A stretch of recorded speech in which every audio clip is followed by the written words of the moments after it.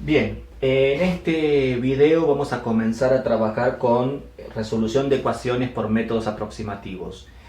Hay unos cuantos métodos, nosotros vamos a ver los más importantes, que son los que ustedes tienen ya en el apunte, en el teórico práctico.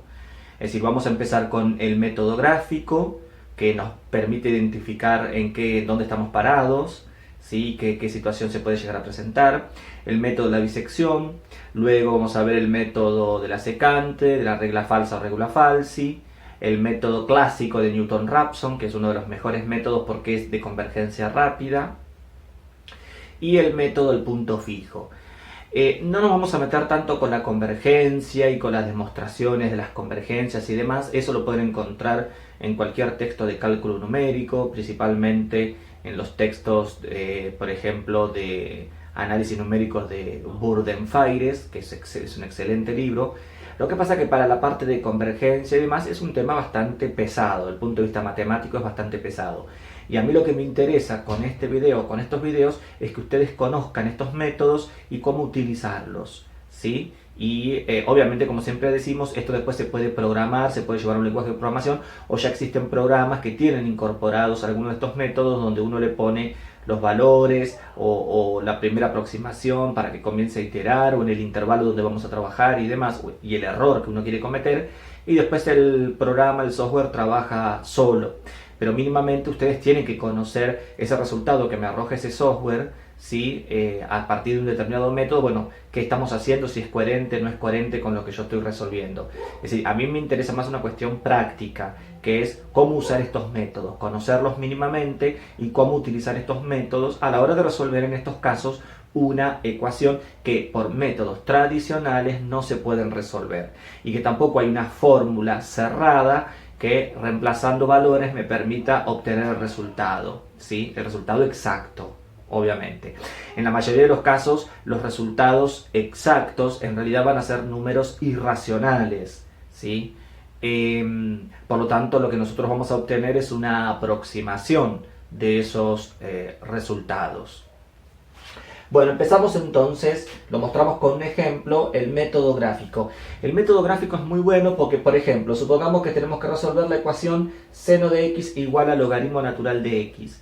Ahí fíjense que yo si quisiera despejar la x no puedo, porque si yo quisiera despejar la x puedo aplicar coseno a ambos miembros, ¿sí? Me va a quedar la x despejada del miembro izquierdo pero no en el miembro derecho, o viceversa, aplico exponencial a ambos miembros, me va a quedar despejada la x en el miembro derecho pero no en el miembro izquierdo. Es decir, no hay manera de poder juntar, por decirlo de alguna manera, algebraicamente, ¿sí? Las dos x. Por lo tanto, esto obviamente que se trata de una ecuación trascendente porque involucra, ¿sí? Funciones trascendentes como una trigonométrica y como una logarítmica, ¿sí? Entonces, ¿el método gráfico en qué consiste? Bueno, consiste en graficar los dos miembros, ¿sí? Consiste en graficar el miembro izquierdo, que lo voy a tomar como una función f1, que en este caso sería el seno de x, y graficar el miembro derecho, que en este caso lo vamos a tomar como una f2, ¿sí? Que sería el logaritmo natural de x. Ambos en el mismo sistema y los superponemos. ¿Por qué? Porque lo que quiero ver es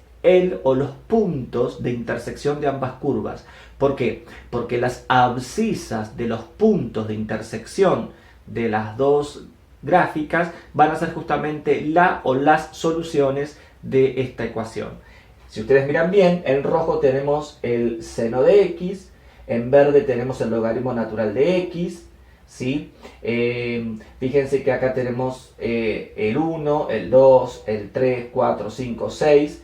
Por ejemplo, para pi sobre 2, que está entre 1 y 2, 1,57. Para pi sobre 2 el seno vale 1. Para el número pi, que está a la derecha de 3, ¿sí? El seno vale 0. Para 2pi, que está a la derecha del 6, el seno vuelve a valer 0. El número e, 2,71, que está a la izquierda del 3, para 2,71 el logaritmo natural vale 1, ¿sí? Ahí lo borré accidentalmente con el dedo, a ver, ahí está, y acá está el 1, ¿sí? Bien, entonces, decíamos, acá tenemos el número e, que para el logaritmo natural de e vale 1. Y bueno, y acá estamos viendo el punto P de intersección entre el logaritmo natural y el seno. Ya con el método gráfico podemos obtener varias conclusiones que nos van a servir inclusive para después utilizarlos en esas conclusiones en los otros métodos. Por ejemplo, vemos que el logaritmo natural de x y la función seno de x solamente se cortan en un solo punto. ¿Qué significa? Que hay una sola solución. Significa que esta ecuación tiene una sola solución. Ya ahí tenemos un dato importante. Solamente tenemos que encontrar una sola solución, un solo valor, ¿sí? Primera cuestión. Segunda cuestión. Fíjense que ambas curvas se cortan en este punto P, cuya abscisa, acá yo lo marqué x sub r sería el x de la raíz justamente, ¿sí? Este punto P tiene como abscisa x sub r, que si ustedes miran bien está a la izquierda del número e. Entonces, ya que sabemos que tiene una sola solución, que la solución es positiva, ¿sí? Y que sabemos también, si miramos bien y si esta gráfica realmente está bien hecha a escala, vemos que la solución x sub r está entre 2 y e, es decir, que más grande que el número e no es, mayor que 2,71 no va a ser la solución. La solución va a estar entre 2 y 2,71, ¿sí? Por lo que estamos viendo acá gráficamente. Entonces ahí ya tenemos un intervalo en donde vamos a poder trabajar. Ya sabemos que la solución de esta ecuación se encuentra en el intervalo 2e, 2,71. ¿Sí? Entonces, eso ya es un muy buen dato porque ese intervalo después nos va a permitir poder utilizarlo para trabajar con todos los otros métodos. Yo ya sé de antemano que esta ecuación tiene una sola solución, que la solución está entre 2 y el número e, que está muy cerca del número e, por ejemplo, a partir de la gráfica. Así que ya empezamos a tener una idea de la solución de esta ecuación.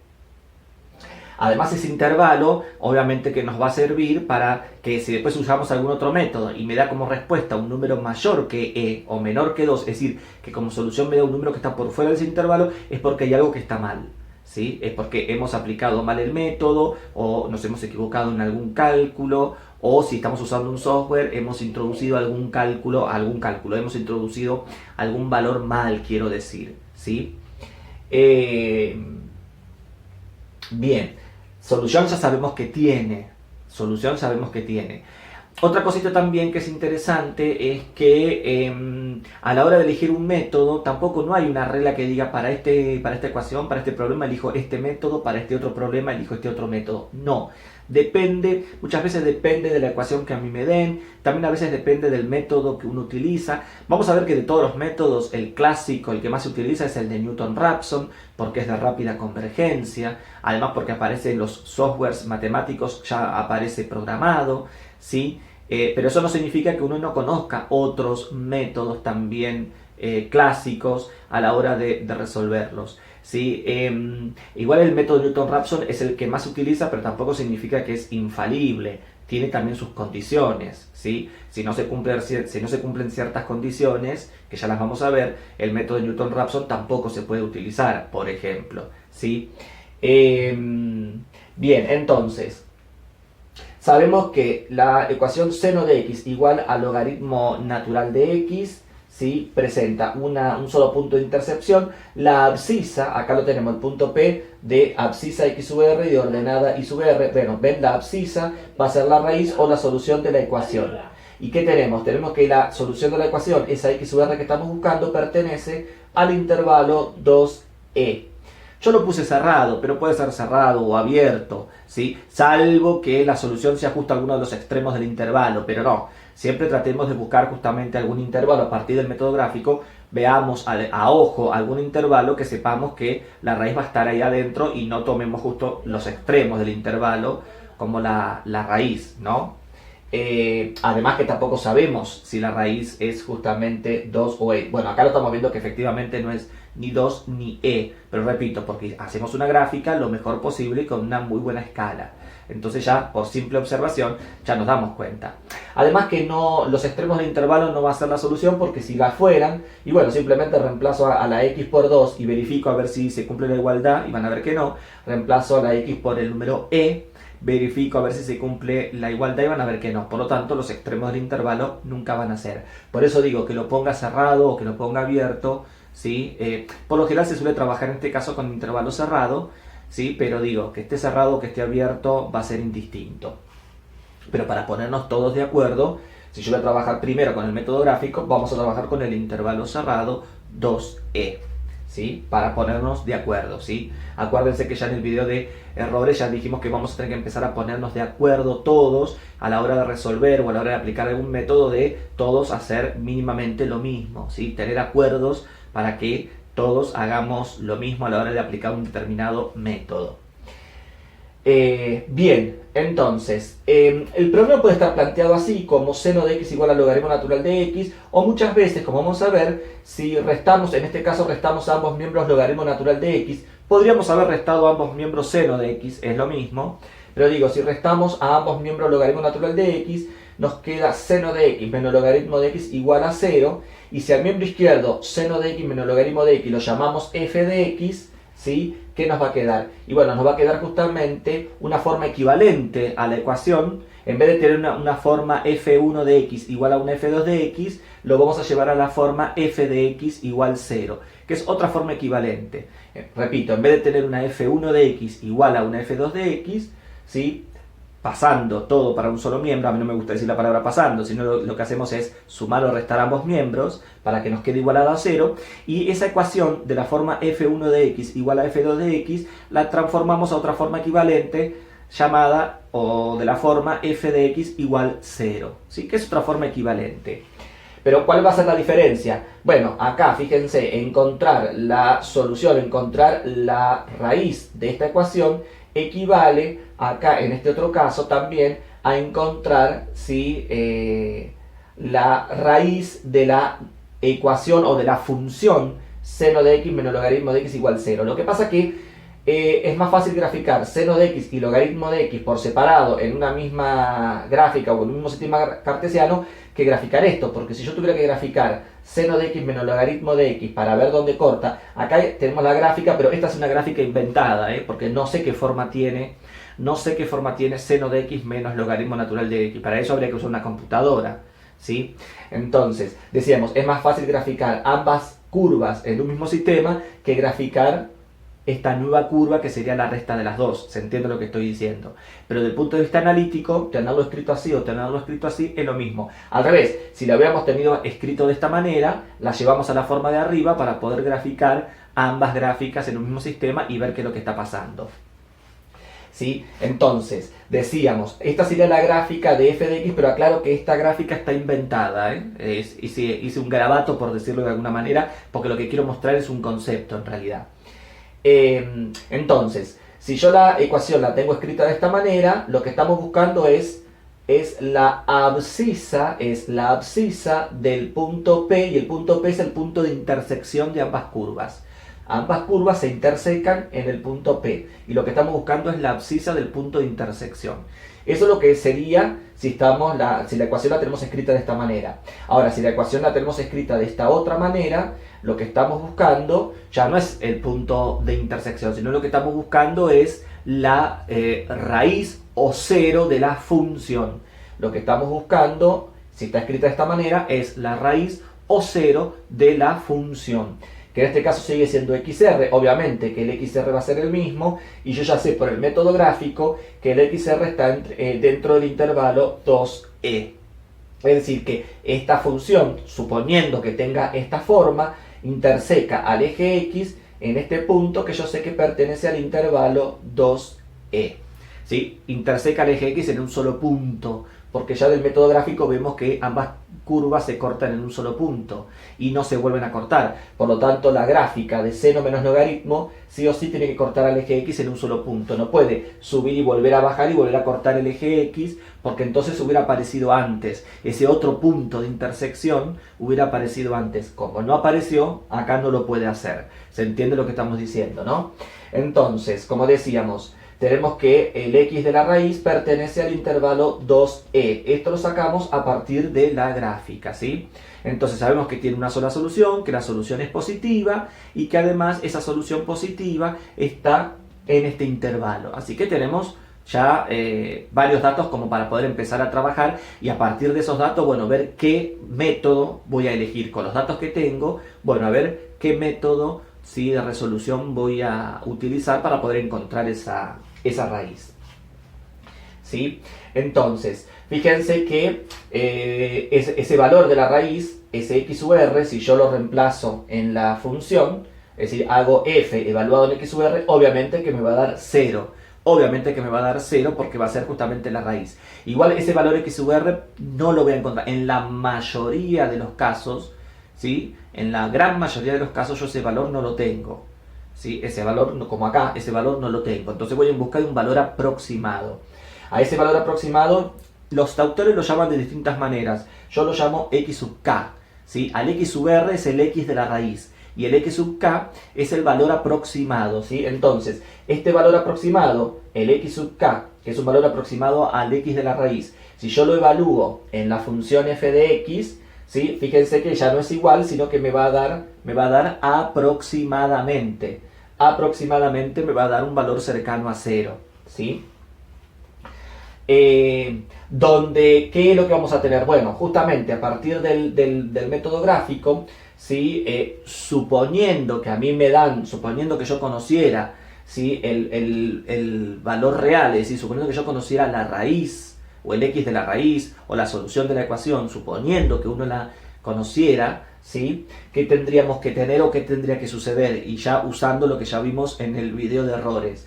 Lo que tendremos que tener es que el error absoluto, fíjense, módulo del x de la raíz, que sería el valor verdadero, menos el x sub k, que sería el valor aproximado, en valor absoluto. ¿Se acuerdan que esto lo llamábamos error absoluto?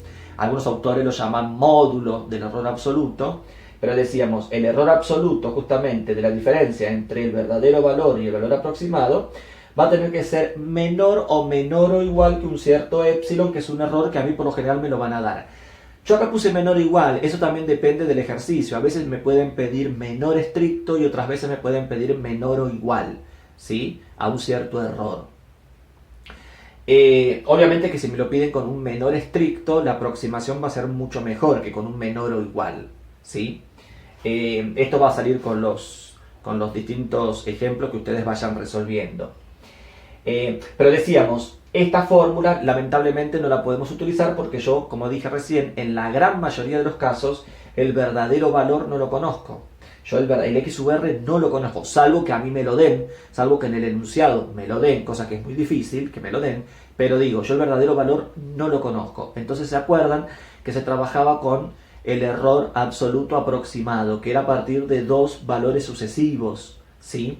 Entonces, que es justamente lo que tenemos acá. O también, bueno, si habíamos llamado a x sub k un valor aproximado de la raíz, entonces supongamos que acá tenemos dos valores aproximados de la raíz. Es decir, tengo un x sub k que está muy cerca de la raíz y voy a tener un x sub k más 1, ¿sí? Que va a estar, si se quiere, más cerquita de la raíz, ¿sí? Entonces, el valor absoluto aproximado, vamos a tener, que ese es el que realmente vamos a utilizar en todos estos problemas, ¿sí? Y en todos los otros temas, por lo general, siempre se va a trabajar con los aproximados, porque el verdadero valor, repito, el verdadero valor uno nunca lo tiene. Entonces, vamos a tener que el valor absoluto aproximado, el módulo de, si se quiere, la primera aproximación, x sub k, menos la segunda aproximación, x sub k más 1, esta diferencia en valor absoluto va a tener que ser menor o igual que el error que a mí me propongan o que a mí me pidan en el enunciado del problema, ¿sí? Si entonces tenemos esto, ¿qué vamos a concluir? Y bueno, vamos a concluir si la diferencia en valor absoluto es menor o igual o menor que el error que a mí me propongan, vamos a tener como aproximación a la raíz a la última iteración, en este caso x sub k más 1, ¿sí? Vamos a obtener como aproximación a la raíz la última iteración o el último valor obtenido o la última aproximación, que es el x sub k más 1. Ustedes dirán, ¿por qué tomo x sub k más 1 como solución aproximada y no x sub k? Porque es de esperarse que estos métodos, a partir de un cierto valor, ¿sí? A partir de un x1 voy a obtener un x2, un x3, un x4, un x5, un x sub 6, y así sucesivamente voy a obtener una sucesión de aproximaciones, donde lo que se espera que esa sucesión de aproximaciones, es decir, esa sucesión de números converja, se acerque a la raíz que yo estoy buscando, ¿sí? Entonces lo que se espera es que a partir de una primera aproximación x1, la próxima x sub 2 sea mejor que la x sub 1, y la próxima x sub 3 sea mejor que la x sub 2 y la x sub 1, y así sucesivamente, ¿sí? Entonces, por eso que en valor absoluto la diferencia entre dos valores sucesivos, entre dos aproximaciones sucesivas, si es menor o menor o igual que el error que a mí me están pidiendo, ¿sí? Entonces me voy a quedar con la última aproximación, nos vamos a quedar con la última aproximación como la aproximación de la raíz que estamos buscando. ¿Qué es lo que tenemos acá? ¿Ven? El x sub r, el x de la raíz va a ser aproximadamente el x sub k más 1, es decir, la última aproximación que se obtuvo de esa sucesión de valores, siempre y cuando se cumpla esto. Puede pasar que me lo den escrito así, sí, puede pasar que el problema me digan, bueno, con un error absoluto menor o menor o igual que tanto, o que me den con un error porcentual menor o igual que tanto, ¿sí? Porque, por ejemplo, también me pueden decir, bueno, resolver esta ecuación con un error menor al 5%, entonces me están hablando de un error porcentual. Bueno, en este caso, recordemos cómo era el error porcentual aproximado, ¿sí? Si tenemos, vamos a tener que el error porcentual va a ser el módulo de la aproximación x sub k menos la que le sigue, x sub k más 1, dividido la última aproximación, que sería la x sub k más 1, todo esto, valor absoluto, dijimos, o módulo, multiplicado por el 100%. Y esto va a tener que ser menor o menor o igual que un cierto valor que a mí me propongan. Por eso es que yo acá puse un n%. Es en este caso, si fuera un 5%, menor a un 5%, sería menor estricto que un 5%. Y bueno, ¿eso qué significa? Que vamos a tener que iterar, vamos a tener que ir probando, ¿sí? Vamos a obtener un x1 y un x2. Lo meto acá, hago toda la cuenta. ¿Me da menor al 5%? No. Necesito un valor más. Ahora lo hago con el x2 y con el x3. Reemplazo acá. ¿Me da menor que un 5%? No. Entonces tenemos que obtener un paso más. Ahora lo hago con x3 y con x4. Reemplazo acá. Me da 4,38%. Es menor que el 5%. Bárbaro. Corto el proceso y me quedo con el último valor que obtuvimos. ¿Cuál era? El x sub 4. El x sub 4... Justamente el x sub 4 va a ser la aproximación a la raíz o a la solución de la ecuación con un error menor al 5%. ¿Sí? Esa sería la idea, ¿sí? De lo que estamos diciendo acá con esto. Entonces, muchas veces pueden necesitar trabajar con el error absoluto aproximado u otras veces se lo van a pedir con el error porcentual, ¿sí? Con el error porcentual, ¿sí? Donde ustedes van a trabajar con el aproximado, obviamente. Le van a pedir, es decir, el problema se lo van a dar con un error absoluto o con un error porcentual. Lo de trabajar con el aproximado lo van a hacer ustedes. Justamente ¿por qué? Porque yo la verdadera solución no la conozco. Entonces sí o sí tenemos que trabajar con dos aproximaciones sucesivas. Así que ustedes van a trabajar con el error absoluto aproximado, en este caso, o con el error porcentual aproximado, en este caso, ¿sí? Dependiendo del tipo de error que a mí me den en el enunciado. Bien, hecho esa aclaración, simplemente acá lo que estoy mostrando es una interpretación gráfica o geométrica de este error absoluto aproximado, ¿sí? ¿Y por qué les decía? ¿Y por qué me quedo con el x sub k más 1 y no con el x sub k? Porque del momento que yo tomo un módulo, acá, del momento que estamos tomando un módulo, recordemos la definición de módulo, es una distancia. Cuando yo pongo módulo de x sub r menos x sub k, lo que estoy calculando geométricamente es la distancia desde la raíz hasta la aproximación x sub k. ¿Sí? Cuando yo pongo módulo de x sub k menos x sub k más 1, lo que estoy calculando es la distancia entre dos aproximaciones sucesivas, entre x sub k y x sub k más 1. ¿Sí? Entonces acá tenemos la recta real, supongamos que en azul sería el x sub r, que es la solución. En rojo fíjense que tenemos el x sub k. Fíjense que la distancia de x sub k a x sub r es esto que está acá, que yo lo llamé d sub k, que es esto. D sub k sería el módulo de x sub r menos x sub k. Todo esto es d sub k menor o igual que epsilon, dice. Así que la distancia desde la primera aproximación x sub k a x sub r, ¿sí? O la aproximación, saquémosle la primera, directamente hablemos de la aproximación x sub k, porque no tiene que por qué ser la primera, puede ser la cuarta, la quinta, la octava, digo. Decíamos, la distancia entre la aproximación x sub k y la solución x sub r, esta distancia llamada d sub k es este módulo y es menor o igual, como dice acá, menor o igual que epsilon. Ahora, si yo trabajo con la aproximación siguiente, x sub k más 1, que está acá, Decíamos, es de esperarse que este método converja, por lo tanto esa sucesión de valores va a hacer que las próximas sucesiones sean mucho mejores que las anteriores, es decir, se acerquen más a la raíz. Por eso que lo puse ahí adentro, el x sub k más 1 lo puse ahí adentro entre estas dos y no lo puse afuera. Porque si yo lo pongo afuera, significa que la distancia es mayor. Si lo pongo de este lado, la distancia es mayor que x sub r. Por lo tanto, en vez de acercarme, me estoy alejando. Y si yo lo pongo de este lado, bueno, ahí podría pasar. Ahí podría pasar. ¿Qué podría pasar? Lo que podría pasar es que, fíjense, si esta es la solución, ¿sí?, de la ecuación, que me vaya dando valores alternados. Es decir, me va dando un valor a la derecha, un valor a la izquierda, un valor a la derecha, un valor a la izquierda de la verdadera solución, pero cada vez me voy acercando a la solución. Es decir, voy obteniendo un x sub k, un x sub k más 1, un x sub k más 2, un x sub k más 3, un x sub k más 4, y así sucesivamente, ¿sí?, por un valor mayor, menor, mayor, menor, pero cada vez la distancia de esos valores a la raíz es cada vez más pequeña, ¿sí? En ese caso cada vez es más pequeña. Yo acá lo que estoy mostrando es que esta sucesión, este valor, perdón, x sub k más 1, que es el que le sigue a x sub k, fíjese, la distancia de él a la raíz es mucho menor. Pero ¿qué tengo acá? Fíjense que, como decíamos, yo el verdadero valor no lo tengo nunca, yo esta resta no la puedo hacer porque este verdadero valor no lo tengo. Lo que tengo son dos valores sucesivos, dos aproximaciones sucesivas. Y es lo que estoy mostrando acá. Fíjense, la distancia entre la aproximación x sub k y la aproximación x sub k más 1, yo la estoy llamando d sub k más 1. Esta distancia es más chica que esta. Esta distancia, como vemos, es menor que esta.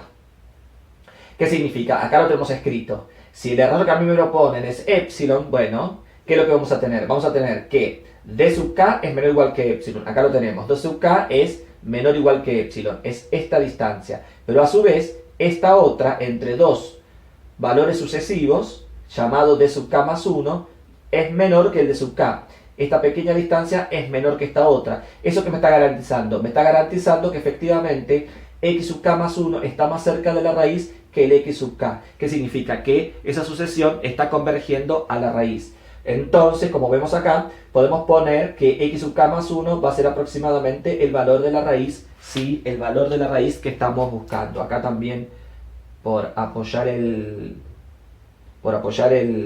dedo se borra, ¿sí? En el caso de que fuera alternado, que yo tengo un x sub k de un lado, el x sub k más 1 del otro, el x sub k más 2, el x sub k más 3, se puede hacer una interpretación geométrica parecida a esta, donde también se pueden comparar distancias y van a ver que las distancias son cada vez más pequeñas y esto que tenemos acá efectivamente se cumple. Es decir, que nuevamente esa sucesión, aunque sea por valores más grande, más chico, más grande, más chico, más grande, más chico, pero la separación entre ellos es cada vez menor y efectivamente, ¿sí?, nos estamos acercando a la raíz. Pero en ese caso lo hacemos de manera alternada, ¿sí? No va a ser en el caso del método de la bisección, ¿sí?, o por ahí de los métodos como la regla falsa o la secante. Pero sí, esto puede llegar a pasar, por ejemplo, en el método del punto fijo. No así, por ejemplo, tampoco en el método de Newton-Raphson. Pero sí, por ejemplo, en el método del punto fijo. Igual se puede dar, aclaro que se puede dar esta convergencia alternada, por decirlo de alguna manera. Bien, entonces, el método gráfico es muy bueno porque nos permite saber cuántas soluciones tiene y en qué intervalos van a estar, y estos intervalos nos van a permitir después poder usarlos para trabajar en los métodos que van a venir ahora, ¿sí? Y esto sería la interpretación geométrica del concepto de valor absoluto aproximado, que es el que se suele utilizar entre dos aproximaciones sucesivas, o si queremos, el error porcentual aproximado, ¿sí? Cualquiera de los dos, ¿sí?, podemos utilizar a la hora de trabajar con el error y saber dónde vamos a cortar este método, porque como estos son métodos infinitos, yo no puedo trabajar con los infinitos pasos, entonces en algún lugar tengo que cortar, ¿sí?, el proceso, ¿sí?, para quedarme con el último valor obtenido y ver qué error, si yo me quedo con ese último valor obtenido, qué error estoy cometiendo, ¿sí?, al quedarme con ese valor, ¿sí?, al reemplazarlo por la verdadera solución. Bien, entonces, hecho esta introducción, nos metemos con el primero de los métodos, que es el método de la bisección, ¿sí? El método de la bisección. El método de la bisección trabaja con lo que se conoce con el teorema del valor medio, ¿sí? Lo que normalmente, ¿sí? Se lo conoce como con el teorema del valor medio. Esto ustedes lo tienen, ¿sí? En los apuntes. Ahora se los muestro, ¿sí? En los apuntes.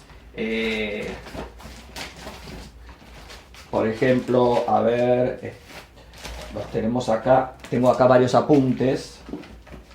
Pasa que se complica. A ver, ¿dónde lo tengo? Ah, lo tengo acá. Lo que pasa es que tengo tantos papeles y tantos libros. Este es el primer teórico práctico, ¿sí? Ahí lo tienen, ¿sí? Primer teórico práctico, donde se trabaja, ¿ven? Acá muestra otro ejemplo, se trabaja justamente con el método gráfico, ¿sí? Y después se mete, ¿sí? Después se mete directamente con los distintos métodos, ¿sí? Yo por eso que estoy haciendo una reseña nada más, ustedes van a trabajar acá principalmente con esto. Decíamos, se trabaja con el teorema del valor intermedio. El método de la bisección consiste en utilizar el teorema del valor intermedio o el teorema del valor medio, ¿sí? Bueno, ¿qué consideraciones vamos a tener que tomar en cuenta acá? Que de hecho estas consideraciones después también las vamos a usar para los otros métodos. ¿Sí? Bueno, acá está lo que yo les comentaba hoy, ¿ven? Si yo tengo una función f1 de x igual a una f2 de x, y si yo tengo una ecuación escrita de esta manera, podemos escribirla toda de un solo miembro igualada a 0. ¿Sí? Podemos poner f de x igual a f1 de x menos f2 de x igual 0, que es lo que hicimos hoy acá con este ejemplo, ¿sí? Entonces, esta ecuación, escrita como dos funciones igualadas, podemos llevarla a la forma equivalente f de x igual 0, ¿sí? Llevarlo a la forma f de x igual 0. Y de hecho, para usar el método de la bisección, tenemos que llevarla a esta forma, a la forma f de x igual 0, ¿sí? Para poder usar este método. Y de hecho, todos los métodos que van a venir ahora, es decir, ya sea el de la regla falsa, el de la secante, el de Newton-Raphson, el de punto fijo, hay que llevarlo a la forma f de x igual 0 para poder utilizarlo y para poder identificar quién es f de x, porque vamos a trabajar con esa f de x, ¿sí? Así que recuerden que si está escrito de esta manera, hay que llevarlo a esta otra. Una vez que lo llevamos a esta otra, ¿sí? Supongamos que graficamos, ¿sí? De manera aproximada, bueno, acá lo que hemos graficado es f de x igual 0, esto sería una interpretación geométrica, porque en realidad uno lo que hace es esto, en realidad uno lo que grafica es la f1 y la f2, que es más fácil, muchas veces es más fácil que graficar esto, ¿sí? Pero simplemente para comentarles el método, ¿sí? Acá graficamos, fíjense, esta es una aproximación a mi gráfica f de x, vemos que corta el eje x, como decíamos, en la raíz, en un x sub c, en un x sub r, ese x sub r, a partir del método gráfico vemos que está dentro del intervalo AB, ven, el x de la raíz que estamos buscando está dentro del intervalo AB, ¿sí? Y bueno, ¿y qué es lo que tiene que pasar acá? Se tienen que dar dos condiciones, ¿sí? Para poder usar este método y estas condiciones también se van a repetir en los próximos métodos.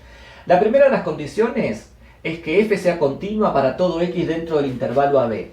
Es decir, yo tengo que saber que dentro del intervalo AB, por ejemplo, este intervalo que habíamos usado hoy para el ejemplo de seno de x menos logaritmo de x, este intervalo, el intervalo 2e, yo tengo que saber que mi nueva función, seno de x menos logaritmo de x, que es mi nueva f de x, es continua acá dentro. Es obvio que va a ser continua, ¿por qué? Porque el seno de x dentro de este intervalo es continuo, el logaritmo de x dentro de este intervalo es continuo, porque ya sabemos que ambas funciones dentro de ese intervalo son continuas, y la resta de dos funciones continuas es continua, todo dentro del intervalo que nosotros propusimos al principio, ¿sí? Entonces, vamos a tener que f es continua, o tiene que ser continua, para todo x perteneciente al intervalo AB, que yo sé que ahí adentro está la raíz.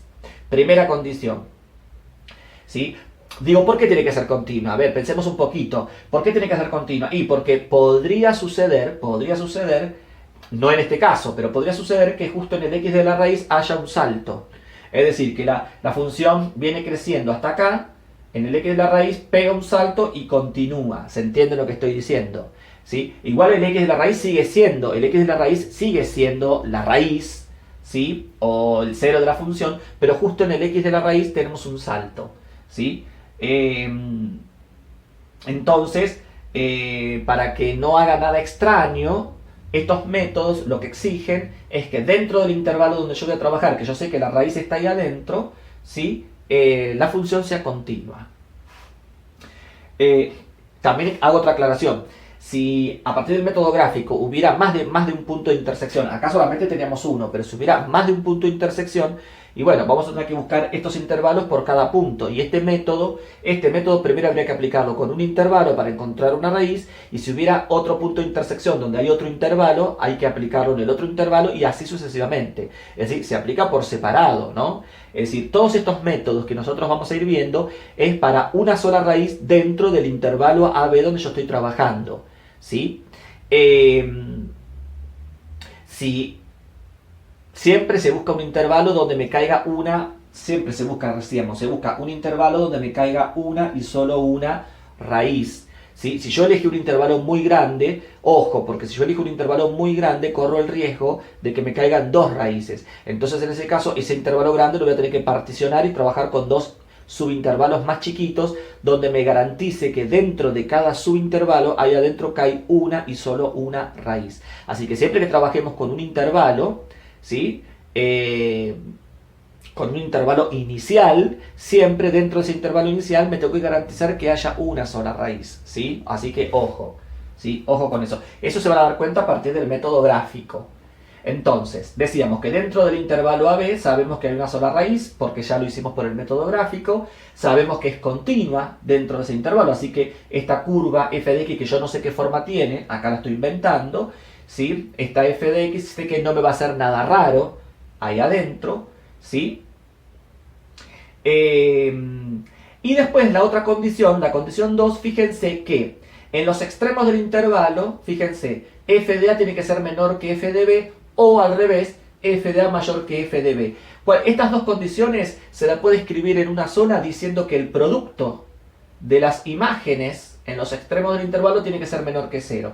¿Qué es lo que estamos diciendo con esto? Fíjense, para este ejemplo, en A, f de a es negativo, y en B, f de b es positivo, para el ejemplo que yo dibujé acá. ¿Qué estoy queriendo decir cuando el producto de f de a por f de b, que son los extremos del intervalo, es menor que 0? Con esto lo que estamos diciendo es que si la función dentro del intervalo AB es continua y en los extremos del intervalo tienen imágenes con signos opuestos, ¿qué significa? Que la curva es toda creciente o es toda decreciente dentro del intervalo AB. Es toda ella creciente o toda ella decreciente.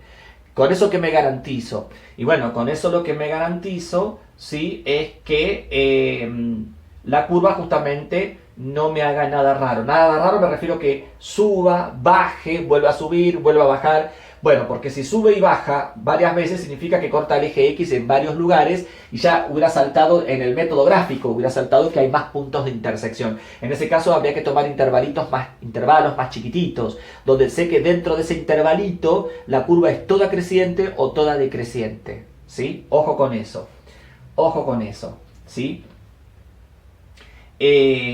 Bien, con esto entonces nos garantizamos que ella es toda creciente o toda decreciente, ¿sí? Uno podrá estar diciendo, y bueno, pero ¿cómo sé yo si dentro del intervalo AB la curva no sube, baja y sube y sigue? Es decir, en los extremos del intervalo se cumple esto, que en A f de A es negativo, en B f de b es negativo, pero dentro del intervalo AB la curva subió y bajó varias veces. No, vuelvo a repetir, porque si hizo eso, si subió y bajó varias veces, ¿sí? Significa que cortó al eje X en varios lugares y ya tendría que haber salido del método gráfico, ¿sí? Que hay más puntos de intersección, ¿sí?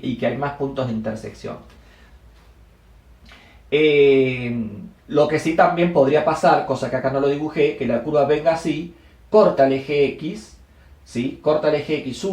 Sube, baja y vuelve a subir, pero cuando baja no corta, no llega hasta el eje X. Es decir, sube, baja y vuelve a subir y estamos de vuelta en estas condiciones, ¿sí? Que en A f de a es negativo, en B f de b es positivo, pero resulta que ahí adentro la curva subió, bajó. Bueno, pero Está bien, supongamos que haga eso, pero cortó al eje X en un solo lugar. Significa que sigue habiendo una sola raíz. Significa que sigue habiendo una sola raíz. En ese caso es cierto que no sería toda creciente o toda decreciente dentro del intervalo.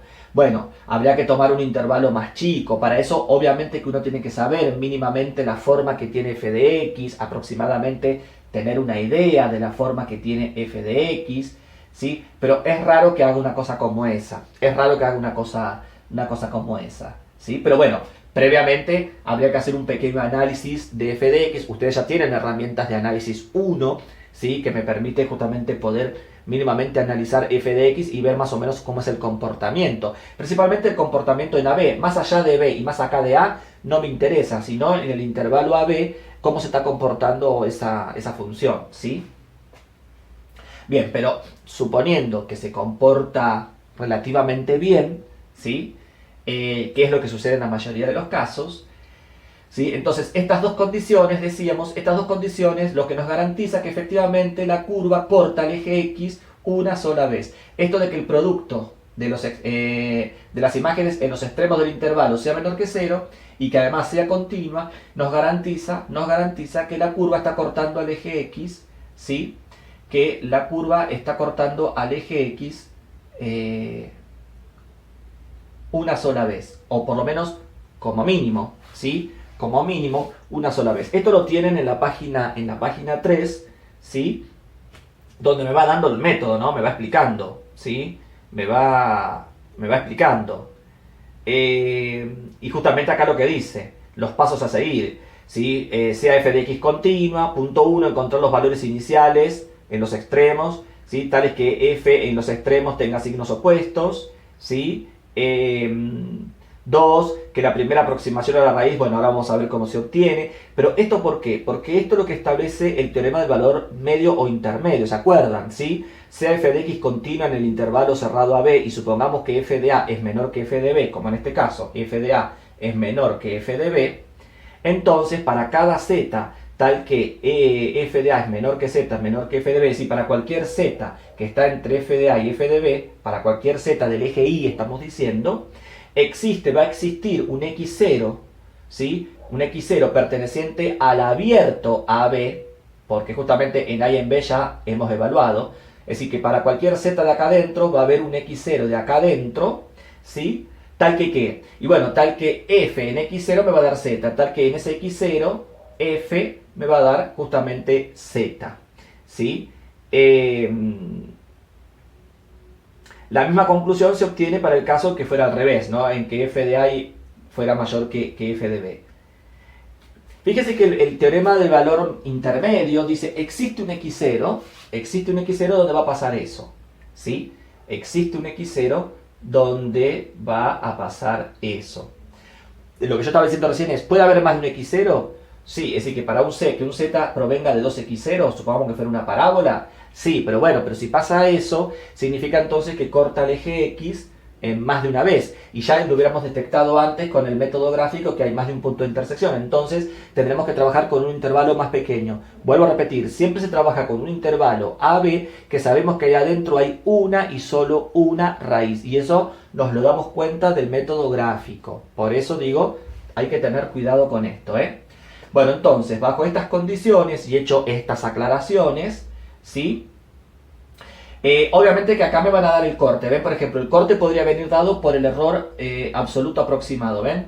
Módulo de la aproximación x sub k menos la aproximación x sub k más 1 menor o igual que un cierto error prefijado. Esto me lo van a dar, este error epsilon me lo van a dar y es el que me va a permitir a mí saber cuándo tengo que cortar el proceso, ¿sí?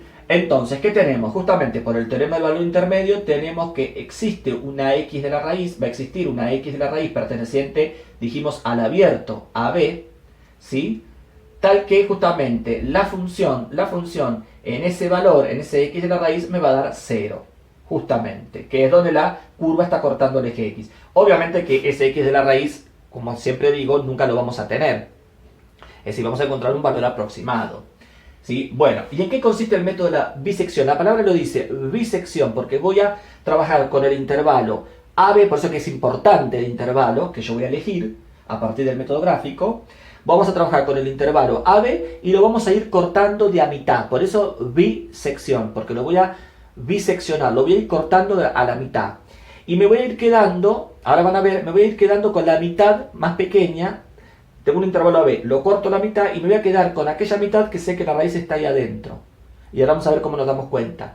Después ese pequeño intervalito lo vuelvo a cortar a la mitad y me voy a quedar con la mitad chiquitita, la nueva mitad, que sé que la raíz está ahí adentro. Y así sucesivamente, ¿sí? Lo voy cortando siempre a la mitad, a la mitad, a la mitad, a la mitad. De ahí el nombre de bisección. Entonces fíjense, por ejemplo, ¿sí? Para este ejemplo, primera bisección, ¿sí? Con esto estamos poniendo primera bisección. Obviamente que esto después se puede armar una tabla. De hecho ahí en el apunte muestra un ejemplo donde se arma una tabla, ¿sí? Para no tener que estar escribiendo por ahí todo esto. Pero primera bisección, tengo el intervalo AB, fíjense, supongamos, tengo acá la raíz x sub r y lo corto a la mitad. El primer valor va a ser el x1, que es la mitad es el punto medio entre A y B. ¿Cómo se obtiene? Y bueno, justamente x1 va a ser A más B sobre 2, es la suma de los extremos dividido 2, ¿sí? Que es el punto medio. Esta va a ser la primera aproximación. Con esto no hago nada porque recuerden que yo el xr no lo conozco. Vamos ahora, fíjense, ¿ven? El intervalo B me quedó dividido en el intervalo AX1 y en el intervalo X1B. Dentro del intervalo AX1, ese lo voy a descartar. Me voy a quedar con el intervalo X1B. Y ustedes van a decir, ¿y por qué? ¿Cómo saben que yo me quedo con este? Sí, porque acá gráficamente estoy viendo que la raíz está acá. Pero ¿por qué me voy a quedar con el intervalo X1B? Porque otra vez volvemos a verificar la condición 2. Fíjense, ¿qué hacemos? Hacemos el producto de f de x1 por f de b. Si el producto de f de x1 por f de b es negativo, ¿qué significa? Que justamente si el producto de las imágenes en x1 y en b es negativo, significa que está pasando algo como esto, es decir, que la curva está creciendo o está decreciendo ahí adentro. ¿Se entiende? En cambio, fíjense, si yo hago el producto de f de a por f de x1, es decir, f de x1 por f de a, si me da mayor que 0, entonces ese intervalo lo voy a descartar porque yo sé que la gráfica dentro de ese pequeño intervalo no está cortando al eje X. Me voy a quedar con aquel intervalito donde el producto de las imágenes en los extremos, que es lo que dice la condición 2, es negativo, porque significa que como la función es continua, está pasando por ahí adentro. Entonces el producto entre f de x1 y f de b, si me da menor que 0, me voy a quedar con ese intervalo y voy en busca del nuevo punto medio de estos dos. Entonces ahora le voy a llamar a ese nuevo punto medio x2, que es la suma de los extremos dividido 2. x1 más b dividido 2. Y acá tenemos, ¿ven? Segundo paso, voy en busca de ese nuevo punto medio. Acá lo superpuse, ¿no? Fíjense, acá tenemos b, acá tenemos el nuevo intervalo x1b, acá está la raíz y acá está el nuevo punto intermedio x2.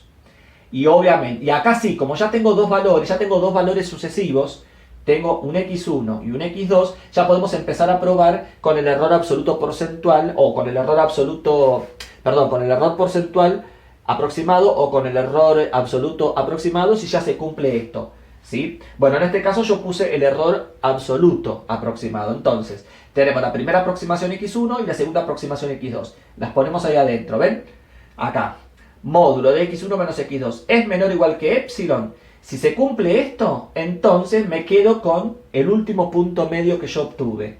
x2 va a ser aproximadamente el x de la raíz. Y se terminó el ejercicio.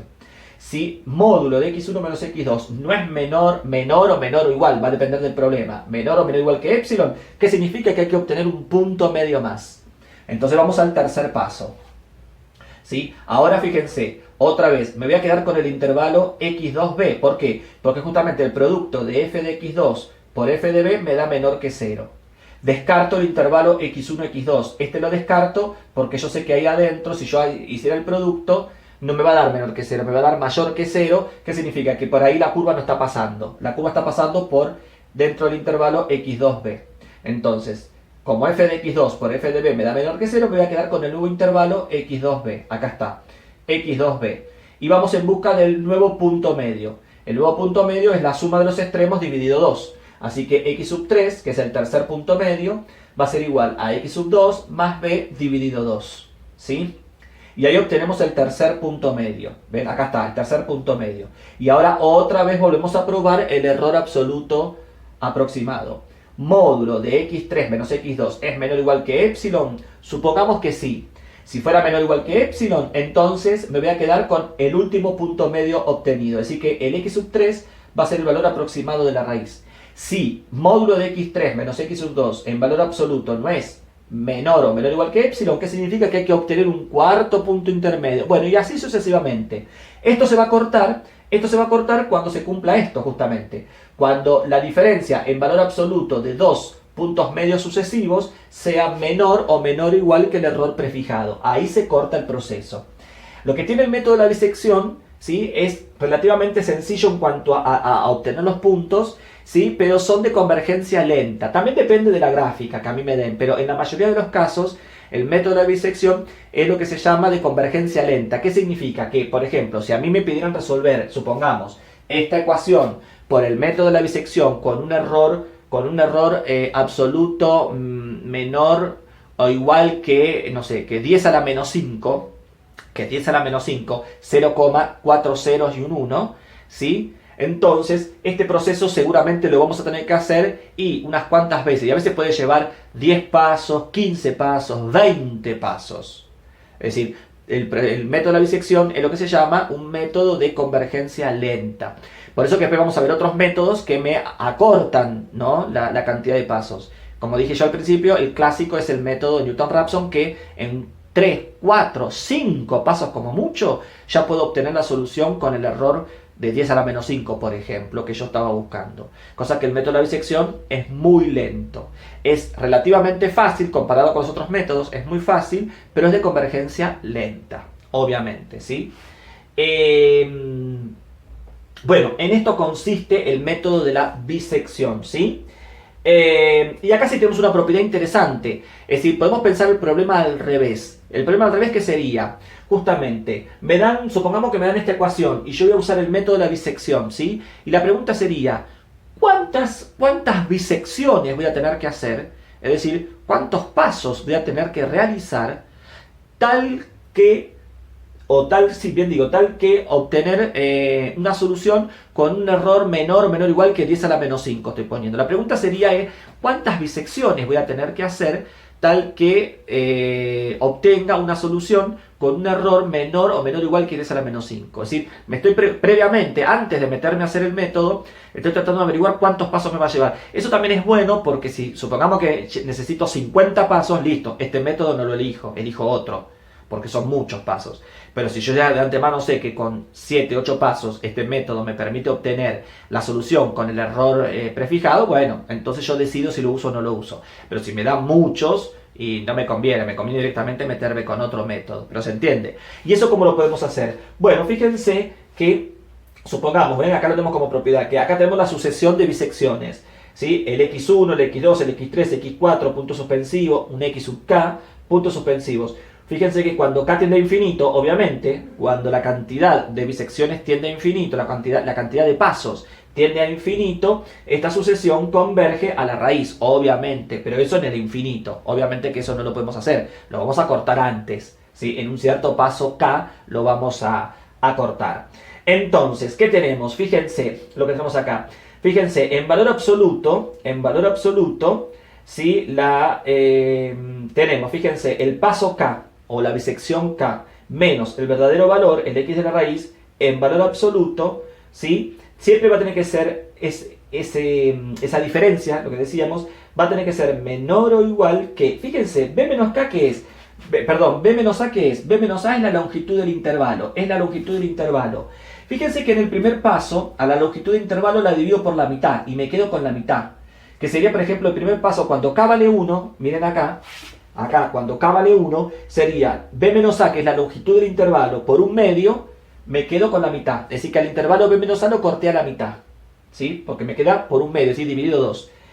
En cambio, en el segundo paso, ahora k vale 2, entonces me queda b menos a, de vuelta, la longitud del intervalo, pero ahora fíjense multiplicado por un cuarto, cosa que es cierto, porque partimos del intervalo AB. En el primer paso me quedé con la mitad. En el segundo paso me quedé con la mitad de la mitad, es decir, con un cuarto. ¿Ven? B menos A por un cuarto. Y así sucesivamente. Después en el tercer paso, K vale 3, así que sería B menos A por un octavo. Sería la mitad de la mitad de la mitad. y así sucesivamente. ¿Se entiende lo que estoy diciendo? ¿Qué significa entonces? Que la distancia, lo muestro acá arriba porque por ahí acá no lo van a ver chiquitito, que la distancia, fíjense, la distancia entre el punto medio y la raíz, la distancia entre el punto medio y la raíz es menor que la longitud del intervalito que me va quedando. Fíjense que acá la distancia entre la primera bisección y la raíz, esta pequeña distancia es menor que la mitad del intervalo. Acá la distancia entre la raíz que está en negro y la segunda bisección que está en azul, esta pequeña distancia es menor que la mitad, justamente la mitad del intervalo que teníamos originalmente. Acá esta distancia es menor que la mitad del intervalo original. Esta pequeña distancia es menor, va a ser menor que la mitad del intervalo original. Acá, más pequeño, esta pequeña distancia va a ser menor que la mitad del intervalo original. Es decir, se está cumpliendo esto que tenemos acá. Que en valor absoluto, la distancia entre la aproximación x sub k y la solución verdadera va a ser menor o igual, porque podría pasar que sean iguales, ¿sí? Porque podría pasar que justo la solución me caiga en uno de los extremos del intervalo, decíamos, va a ser menor o igual que la longitud del intervalo original, b menos a, multiplicado por 1 sobre 2 a la k, donde justamente k es la cantidad de pasos que yo voy haciendo, ¿sí? Ahora bien, como yo les decía, uno puede utilizar esto, ¿sí? Uno puede tratar de utilizar esto para poder determinar la cantidad de pasos que yo voy a necesitar. Pero ¿qué pasa? El problema que tiene esta fórmula es que yo el x sub r, el que está acá, el x sub r, no lo conozco, que es el verdadero valor. Y entonces, ¿cómo puedo usar esto? Bueno, miremos acá.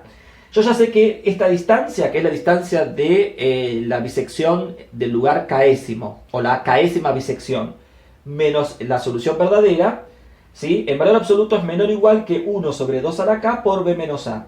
Y ahora lo que yo voy a querer, y acá voy a forzar, voy a querer que 1 sobre 2 a la k por b menos a sea menor, acá lo estoy poniendo en verde, menor que 10 a la menos n. Bueno, acá hay varios criterios, acá hay varios autores. Hay autores, por ejemplo, como el de García Merallo, que lo pondrían como menor o menor o igual que 0,5 por 10 a la menos n. ¿Y qué es eso? Es decir, cuando supongamos que yo quiero obtener, eso va a depender de la cantidad de decimales exactos que yo quiera obtener. El n lo que me indica la cantidad de decimales exactos que yo quiero obtener. ¿Qué criterio vamos a usar nosotros para ponernos todos de acuerdo? ¿Sí? Lo muestro con un ejemplo. Supongamos que yo quiero resolver esta ecuación usando el método de la bisección. Voy acá, ¿sí? Ya tengo el intervalo, ¿ven? 2e, que sería acá, b menos a sería e menos 2 por 1 sobre 2 a la k, menor que, y supongamos que yo quiero obtener esa ecuación, dijimos con 10 a la menos 5, con un error menor, ¿sí? Menor que 10 a la menos 5. Bueno, acá también tenemos que ponernos de acuerdo, menor o igual. Menor que 10 a la menos 5. 10 a la menos 5 sería 0,4 ceros y un 1. ¿Qué significa? Que 0,4 ceros y un 1 el error, es decir, que los primeros 4 decimales son exactos. El error estaría recién en el quinto decimal, que es donde está el 1. ¿Se entiende lo que estoy diciendo? Pero los primeros 4 son exactos, ¿sí? Bueno, hay autores que ponen, en vez de poner, como dije yo acá, 10 a la menos n, ponen 0,5 por 10 a la menos n. Es decir que, en este caso, si yo sería 10 a la menos 5, sería 0,5 por 10 a la menos 5, 0,4 ceros y un 5. En el quinto lugar estaría un 5. Y dicen que justamente en ese caso tiene los 5 decimales exactos. ¿Por qué? Porque el último, si es 5 menos de 5, ¿sí? Se lo va a tomar como exacto. Pero bueno, eso es un criterio. Nosotros ese criterio no lo vamos a tomar en cuenta. Vuelvo a repetir. Si yo quiero, con un error menor, yo quiero que los primeros 4 decimales, vamos a decirlo así, yo quiero que los primeros 4 decimales sean exactos, es decir, 0, el error, 0,4 ceros, 1 voy a poner, ¿sí? 0,4 ceros, 1, eso se escribe 10 a la menos 5, ¿sí? Entonces, si yo quiero que esta ecuación tenga los primeros 4 decimales, ¿qué voy a poner? Voy a poner que esto es menor, ¿sí? Acá puedo poner dos cosas. Puedo poner que sea menor estricto, ¿sí? O menor o igual. Repito, yo quiero que los primeros 4 decimales sean exactos y que el error esté en el quinto decimal. Entonces yo, por ejemplo, podría poner, si yo pongo menor o igual, Si yo acá pongo menor o igual, sería 10, menor o igual, 10 a la menos 5. 10 a la menos 5. Es decir, sería menor, fíjense, sería 1 sobre 2 a la k por b menos a menor o igual que 0, 4 ceros y un 1. Menor o igual, porque justamente o va a ser menor que ese número o va a ser igual. Es decir, el error va a ser de la forma 0, 4 ceros y un 1. Por eso, con eso me garantizo los primeros 4 decimales exactos. Ahora bien, eso si yo acá pongo menor o igual. Entonces, menor o igual, recuerden, yo primero quería los 4 primeros decimales exactos. ¿Sí? Entonces dijimos menor o igual que 10 a la menos 5. Otra forma alternativa, ¿cuál sería? En vez de poner menor o igual, pongo un menor estricto. En vez de poner un menor o igual, pongo un menor estricto. Si pongo un menor estricto, entonces acá voy a poner 10 a la menos 4. Quiero los primeros 4 decimales exactos. ¿Sí? 10 a la menos 4. Pero ustedes van a decir, pero profesor, si yo pongo menor estricto que 10 a la menos 4 sería menor que 0,0001. Es decir, 0,3 ceros y un 1. Los primeros 3 ceros van a ser exactos, porque el error estaría en el cuarto decimal. Y usted me está pidiendo 4 decimales exactos. Sí, pero piensen que yo acá dije 1 sobre 2 a la k por b menos a menor estricto que 0,3 ceros y un 1. Por lo tanto, si es un menor estricto, lo que está del lado izquierdo, un número más chico que 0,0001, un número más chico que 0,30 y un 1, necesariamente el que está de este lado tiene que tener un 0 más. Es decir, tiene que ser de la forma 0,4 ceros. 1 o el número que venga después. Es decir, necesariamente después de la coma, lo que tenga del miembro izquierdo tiene que tener un 0 más. Entonces con eso me estoy garantizando justamente lo que está a la izquierda, esto tiene un 0 más. Entonces, ¿qué estoy queriendo decir? Que una cosa es poner menor o igual y otra cosa es poner menor estricto. En definitiva, si yo quiero que el resultado tenga 4 decimales exactos, si yo acá pongo menor o igual, entonces va a ser menor o igual que 10 a la menos 5. Y si yo quiero acá poner un menor estricto, entonces va a ser menor estricto que 10 a la menos 4. Porque con al ser un menor estricto en el miembro izquierdo me garantizo que el número que va a estar en el miembro izquierdo va a ser más chico que 10 a la menos 4. Y necesariamente más chicos que 10 a la menos 4 tienen que ser 10 a la menos 5. ¿Se entiende lo que estoy diciendo? Que con eso me garantizo que los primeros 4 decimales son exactos. Entonces, repito, no es lo mismo poner menor que menor o igual. ¿Sí? Entonces, eso va a depender si a la hora de resolver, ¿no? Es una cuestión de criterio. Uno puede poner menor, otro puede poner menor o igual. ¿Sí? A veces puede estar dado en el problema, u otras veces lo van a tener que decidir ustedes, si ponen un menor o un menor igual. Ustedes siempre piensen que la cantidad de decimales que yo quiero. Entonces, en el miembro derecho, si yo quiero tener la cantidad de decimales que yo quiero tener exacto, 0, tanto 0, bueno, me tengo que fijar bien si voy a poner un menor o un menor o igual. Eso va a quedar a criterio de ustedes, pero no es lo mismo, a eso voy yo. ¿Sí? No es lo mismo menor que menor o igual. ¿Sí? Porque justamente el menor o igual se cumple el menor, cualquiera más chico, o se puede cumplir justo el igual, ahí voy yo. En cambio, en el menor estricto, necesariamente lo que está a la izquierda de la desigualdad tiene que ser más chico que lo que está a la derecha. ¿Sí? Por eso digo que no es lo mismo poner menor que menor o igual, 10 a la menos 4 o 10 a la menos 5. Si es menor o igual, pondré 10 a la menos 5. Y si es menor estricto, pondré 10 a la menos 4. ¿Sí? Después piénsenlo más tranquilo, porque por ahí ahora se los confunde un poco, pero después más tranquilo escríbanlo en un papel, pues yo lo estoy diciendo en el aire, pero escríbanlo en un papel lo que yo les estoy diciendo y van a entender mejor este concepto que yo les estoy comentando acá. Esto que yo les estoy diciendo acá, lo mismo sirve para cualquier caso que veamos después a la hora de trabajar con el error absoluto aproximado, ¿sí? Sí. Por eso digo, no es lo mismo poner menor que menor o igual. ¿Sí? A la hora, yo acá siempre pongo menor o igual en forma genérica, pero puede ser menor o puede ser menor o igual. Entonces hay que tener mucho cuidado con lo que uno pone, ¿sí? Va a depender de la cantidad de decimales también que uno quiera tener como exactitud. Además también otra cosa, no es lo mismo tener una cierta cantidad de decimales exactos que tener una cierta cantidad de dígitos significativos exactos, ¿sí? Acuérdense del primer video, una cosa es, ¿se acuerdan cuando redondeábamos? Una cosa es redondear a tantos decimales y otra cosa es redondear a tantos dígitos significativos. Hay casos en donde me da lo mismo y hay casos donde no. Sí, en el de dígitos significativos por ahí tiene más dígitos que el otro, con el de decimales. Bueno, acá también, a la hora de resolver un problema, no es lo mismo que yo trabaje con decimales a secas o redondear a decimales que redondear a dígitos significativos. Y acá también, ven que acá, a medida que vayamos calculando los puntos medios, van a empezar a aparecer números decimales. Vamos redondeando, bueno, eso también me lo va a decir el problema. Si el problema me lo dice todos los cálculos redondearlo a 3 decimales, todos los cálculos los redondearemos a 3 decimales con el criterio de simétrico que ya hemos visto en el primer video. Si en el problema no me dice nada, lamentablemente todos los cálculos hay que hacer borroso, pero todos los cálculos hay que hacerlos con todos los decimales de la calculadora y a lo sumo en el resultado final, si quiero en el resultado final redondearemos, pero hay que hacerlo, inclusive estas diferencias, ¿sí? En valor absoluto hay que hacerlo con todos los decimales de la calculadora. Sé que es engorroso, sé que es pesado, pero bueno, eso sí no me dice nada el problema. ¿Sí? Hay que hacerlo con todos los decimales de la calculadora y a lo último, en el último paso, cuando me quedo con la última iteración o con la última bisección o con la última aproximación, ahí sí puedo redondear 2 decimales, 3 decimales, 4 decimales, ¿sí? Porque tampoco tiene sentido ponerme como resultado 1, y escribirme 11 decimales, no tiene sentido. Sí para hacer los cálculos, pero en el resultado final con poner 2 decimales, 3, ¿sí? Alcanza. ¿Sí? O a veces el problema me lo dice, redondear recién al final, ¿sí? O me lo va a decir, redondear todos los cálculos. Si es todos los cálculos, significa todos los cálculos. Si no dice nada, redondearemos recién al final, ¿sí?